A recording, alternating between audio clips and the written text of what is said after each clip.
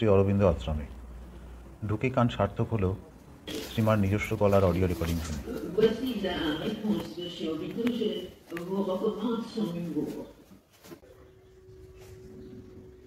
বাচ্চাদের ধ্যান চর্চার সাথে আরও অনেক কিছু জানালেন এখানকার পরিচালক মানিকবাবু। ভিডিও করার পারমিশন ছিল না বলে সেসব আর দেখাতে পারলাম না, তবে শেষে ঘুরে দেখাবো আশ্রমের ভেতরটা।